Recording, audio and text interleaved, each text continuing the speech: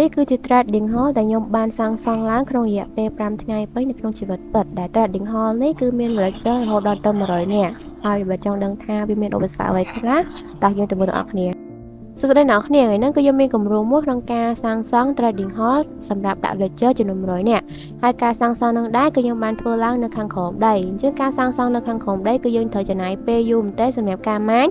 ហើយនៅក្នុងវីដេអូនេះគឺមាន time lapse ច្រើនមែនទែនអញ្ចឹងចាប់ពីកន្លែងនេះទៅគឺខ្ញុំនឹងដាក់ time lapse វាដោយសារតែខ្ញុំត្រូវការម៉ាញច្រើន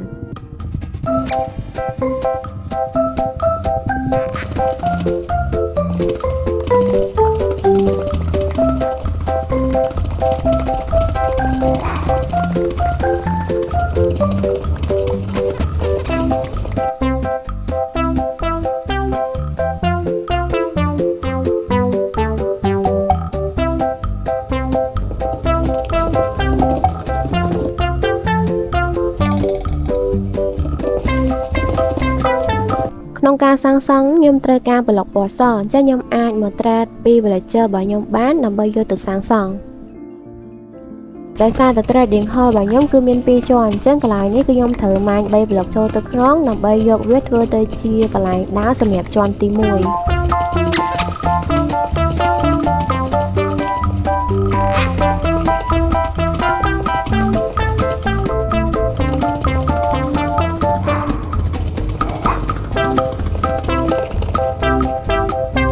ខ្ញុំត្រូវការប្លុកមួយនេះដែលប្លុកហ្នឹងគឺយើងអាចធ្វើចេញពី Terracotta sorry បើសិនជាខ្ញុំនិយាយឈ្មោះវាខុសបូកជាមួយនឹងពណ៌ប្រផេះហើយយើងត្រូវការប្លុក Terracotta នឹងចំនួន8បូកជាមួយពណ៌ប្រផេះវានឹងបានទៅជា Grey Terracotta បន្ទាប់មកយើងយកវាទៅដុតហើយខ្ញុំនឹងទទួលបានប្លុកដែលខ្ញុំចង់បានហ្នឹងតែដំបូងគឺខ្ញុំត្រូវទៅស្វែងរកអានេះជាមុនសិនដើម្បីយកវាមកធ្វើជាពណ៌ប្រផេះដែលអាហ្នឹងគឺយើងអាចយកមកពីមឹកហើយសម្រាប់មឹកគឺវា spawn នៅគ្រប់កន្លែងទាំងអស់តែនៅចិត្តខ្ញុំគឺមានសមុទ្រចឹងខ្ញុំនឹងមកសមុទ្រដើម្បីទៅស្វែងរកមឹកហ្នឹង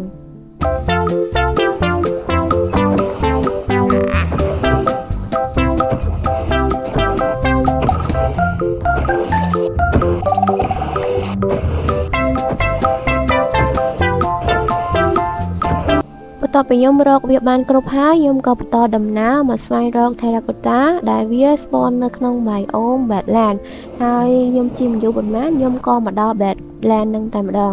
បន្ទាប់ពីខ្ញុំមកដល់ហើយគឺខ្ញុំអត់ចាំយូរទេខ្ញុំក៏ចុះពីលើទុកពីលើអីហើយក៏ទៅម៉ាញយក stone ហ្នឹងដើម្បីយកទៅផលិតទៅជា Grey Terracotta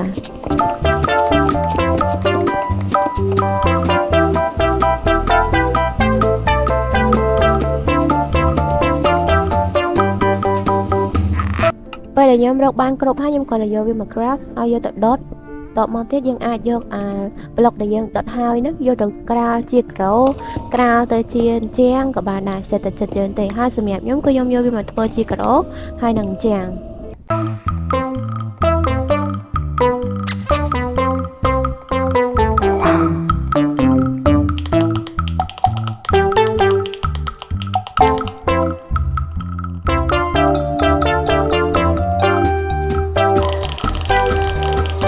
កន្លែងនេះវារៀងពិបាកតិចដោយសារតែអាហ្នឹងគឺយើងអត់អាចរៀបដេកបានទេយើងត្រូវរៀបបញ្ជាន់ពីលើវាដើម្បីឲ្យវាត្រូវគ្នា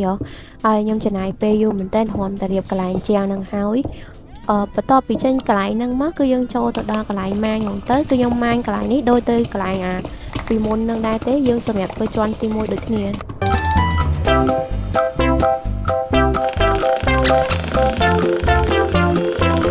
យើងម៉ាញខាងក្រោមនេះចេញដោយសារតែខ្ញុំត្រូវការក្រាលក្រោវាទៅជាពណ៌សវិញហើយ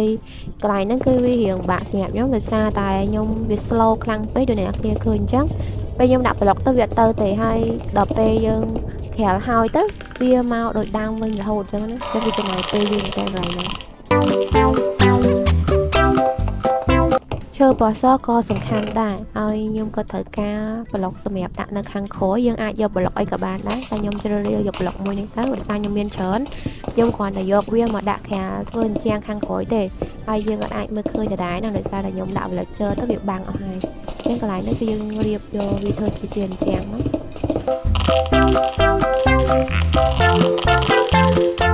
ខ្ញុំម៉ាញពីប្លុកចេញអញ្ចឹងដើម្បីដាក់ពណ៌សធ្វើជាកម្រាលឲ្យ villager ឈរ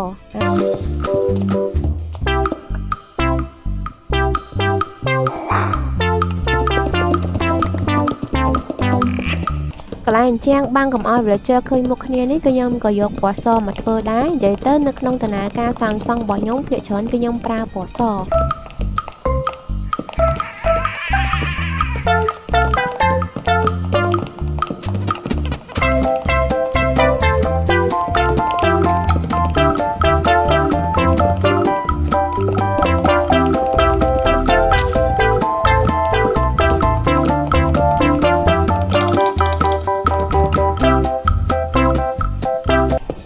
បបលើហ្នឹងខ្ញុំក៏ដាក់ពណ៌សដែរដោយសារតែវាជាជាន់ទី2ហើយវាគឺជាកម្រាលជាន់ទី2អញ្ចឹងខ្ញុំត្រូវដាក់ពណ៌សតែវាទលាយខ្លាំងពេកអញ្ចឹងកន្លែងហ្នឹងខ្ញុំសម្រេចថាខ្ញុំដាក់ថែមទៅសហើយដើម្បីឲ្យវាមើលទៅកុំឲ្យវាទលាយខ្លាំងអត់ទៅស្អាតអញ្ចឹងចាប់ពីកន្លែងហ្នឹងទៅគឺខ្ញុំនឹងដាក់ថែមឡេប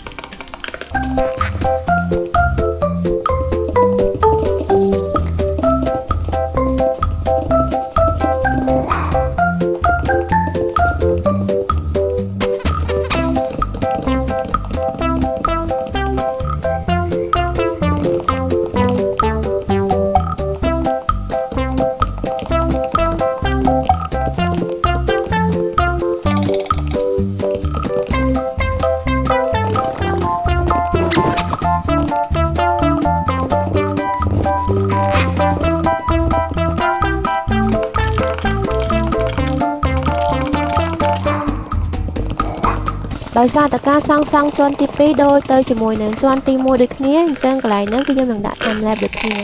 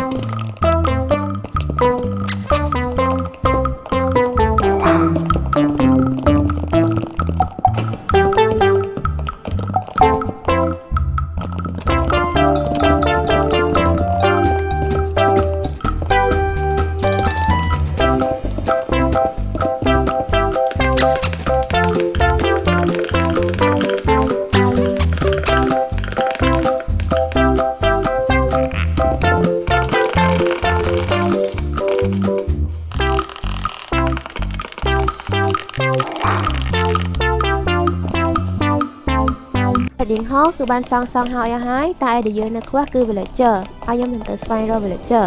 ជាការធ្វើដំណើររបស់ខ្ញុំគឺខ្ញុំនឹងធ្វើដំណើរទៅតាមទឹកហើយពីខ្ញុំធ្វើដំណើរអស់រយៈពេលប្រហែលជាយូរតិចមកខ្ញុំក៏បានមកដល់ភូមិមួយហើយខ្ញុំក៏ដេកនៅនឹងមួយយប់ពេលព្រឹកឡើងគឺខ្ញុំនឹងចាប់ villager ហើយសម្រាប់ villager ដែលខ្ញុំត្រូវការគឺខ្ញុំយកទៅទីទេ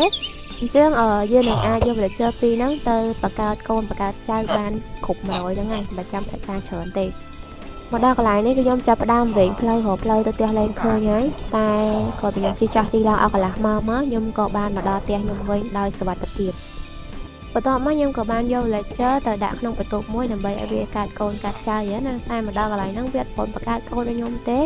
ហើយខ្ញុំក៏សម្រេចចិត្តថាខ្ញុំដូរការងារវាហ្មងទៅពេលដែលខ្ញុំដូរការងារឲ្យវាក៏ចាប់ផ្ដើមបង្កើតកូនខ្ញុំបានមួយហើយមកគ្រួសាររីករាយ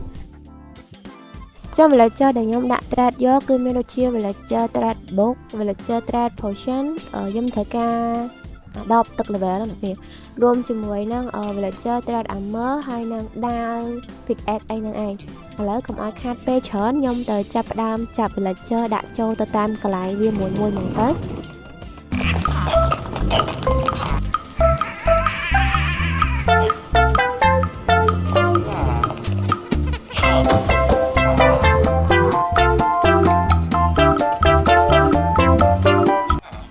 ចង់រត់ទៅណាហើយអូនអស់នេះតាមទៅណានេះនាំគ្នារត់ឲ្យហើយមែនតិចគេចាប់ដាក់ត្រង់ឡើយហ្នឹងនាំគ្នារត់ទៅណាឥឡូវយើងបោះនំប៉័ងឲ្យ villager ស៊ីតិចទៅឲ្យវាបង្កើតកូនថែមហើយយើងចាប់វាដាក់ចូលទៅក្នុងត្រង់ដាក់វាទៅតាមហ្នឹងទៅមើល Iron Golem វាឈរមើលមុខខ្ញុំមក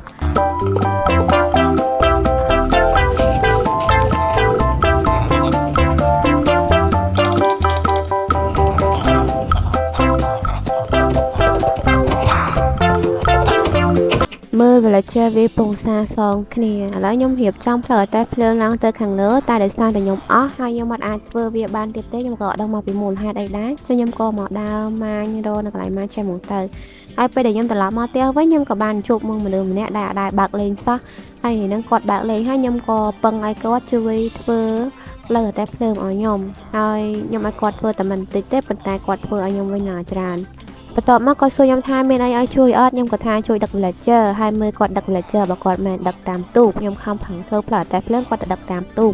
ហើយខ្ញុំក៏បានឲ្យគាត់ហ្នឹងដូរដាក់ដឹកពីទូកហ្នឹងទៅដាក់ដឹកតាមផ្លូវតែភ្លើងវិញតែចោះឡើងគាត់នៅតែដឹកតាមទូកទៀតកន្លែងនេះគឺខ្ញុំអស់វិចាអស់អីនិយាយខ្ញុំមានឈរមើលអញ្ចឹងខ្ញុំកែថ្ងៃហ្នឹងហៅអីនិយាយលេងចាញ់ហើយដល់ពេលអស់ពីដាក់ដឹកទូកហើយគាត់នៅសៀតចាក់ទឹកមិនដាក់ទូកហើយអត់ទឹកខ្លាចចាក់អត់ទៅមែនហើយចុងក្រោយទៅវិញទៅមកទៅ villager ទាំងអស់ហ្នឹងគឺខ្ញុំអ្នកដឹកខ្លួនឯងដដែលទេគឺគាត់គ្មានជួយបានសាច់ការសាច់អីទេហ្នឹងហើយអីអញ្ចឹងខ្ញុំចាប់ដើមដឹក villager ចូលទៅក្នុងកន្លែងtrade ហ្នឹងបន្តទៀតទៅ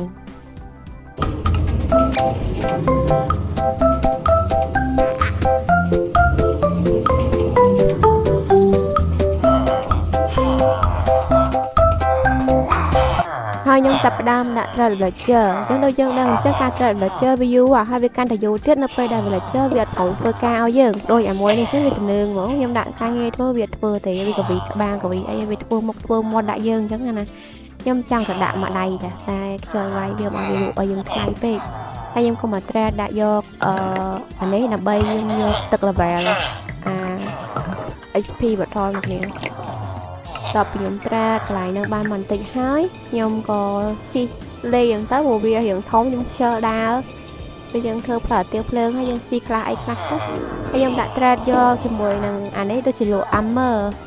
តែវារៀងលក់ថ្លៃដែរតែបើយើងដាក់ឲ្យ zombie cam ទៅវាលេងអីបន្ទាប់ពីខ្ញុំដាក់ trade villager បានរួចរាល់ហើយវាដល់ពេលសំខាន់មួយដែលយើងត្រូវចាប់ zombie យកមកឲ្យ cam villager ហ្នឹងចឹងធម្មតាទេ villager វាមិនដឹងថាយើងមនុស្សល្អមនុស្សអាក្រក់ទេឲ្យតែយើងព្យាបាលវាទៅវាគិតថាយើងជាមនុស្សល្អហើយតែវាគិតថាយើងជាមនុស្សល្អវាលក់សភើឲ្យយើងធូរថ្លៃ